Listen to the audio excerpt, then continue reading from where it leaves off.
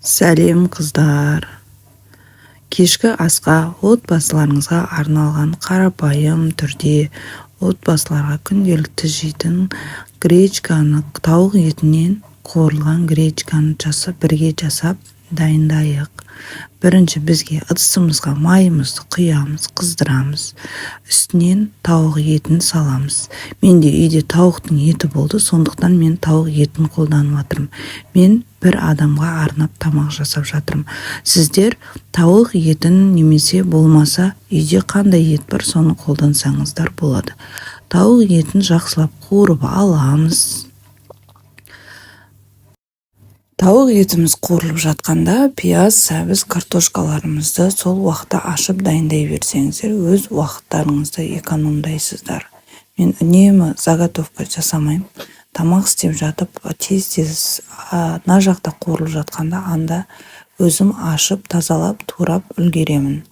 Өйткені менде уақыт аз, уақыт тығыз. Сол үшін сіздер де солай жасасаңыздар, уақыттарыңызды тиімді пайдаланасыздар.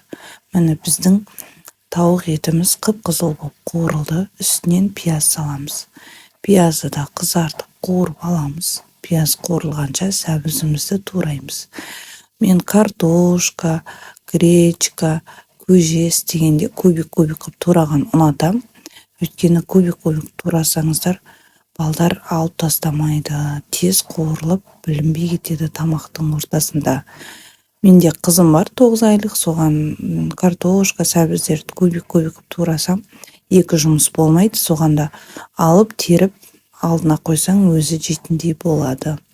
Міне бізде пиязымыз жақсылап қуырылып жатыр. Мен мұнда сәбізімді турап дайындап қойдым. Енді үстіне сәбізімді салам. Сәбізімді салып, тағы 1-2 минут қуырып алам. Қызарғанша, сәбіз жұмсарғанша қуырсаңыздар, қаншалықты сәбізді ұзақ қуырсаңыз, тамақтың дәмі соншалықты әдемі болады. Үстінен картошка салам. Мен картошкамды дайындап жатырмын. Қазір үстінен картошка салам. Мен сәбізді қуырғанда бұлай араластыра бермеймін, осылай салып қойып, бұқтырған сияқты есебінде буымен піссе өте әдемі, дәмді болады. Қыздар, каналыма жазылып, лайк басып кетіңіздер, баршаңыз.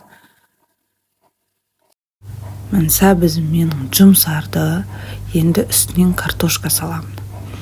Картошканы салып, сәбіз бәрін бірге араластырамын.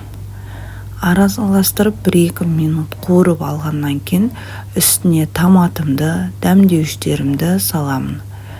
Томат қоссаңыздар да болады, томат қоспасаңыздар да болады. Үйде помидор болса, помидорды турап, помидор саласаңыздар болады. Қараңызшанда тауықтың еті қып-қызыл әдемі болып қуырылған. Картошкам, тағы қосымша картошка салдым. Тағы араластырам.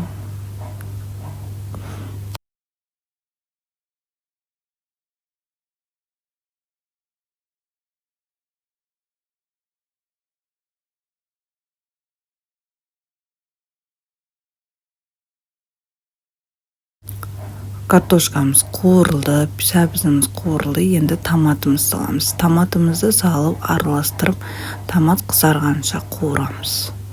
Томат қып-қызыл болып, әдемі болған кезде суымызды құйып, гречкамызды саламыз. Сіздер қуырылып атқан кезде кішкене тұз салсаңыздар, ол кезде тамақтың дәмі мүлдем басқа, өзгеше болады.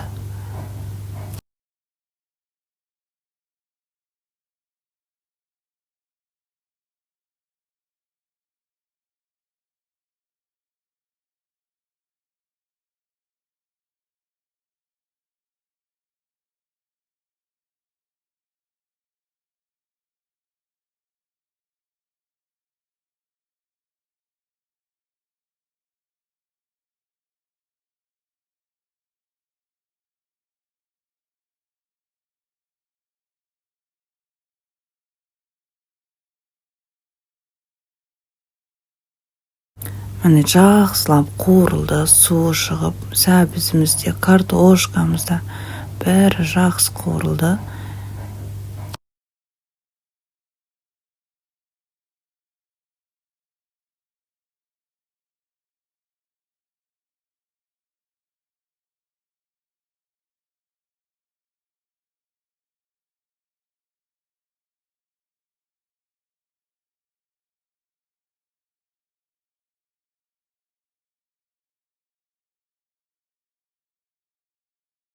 Мен уақытымды үнемдеу үшін тефальға су қайнатып қойдым. Сол қайнаған суымды құямын.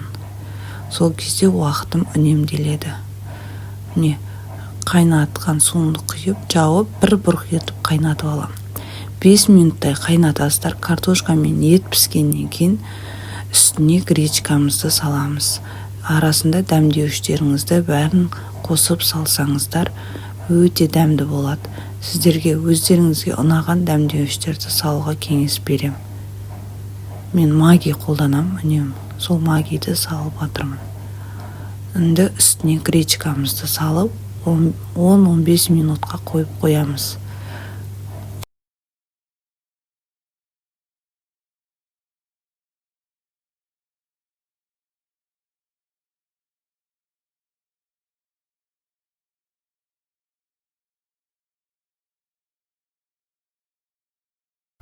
Мына гречкамыз 7 минут қайналғаннан кейін осылай сорпасы сәл тартылғаннан кейін осылай араластырып ортасына қарай гречкамыздың үстін төменге араластырамыз.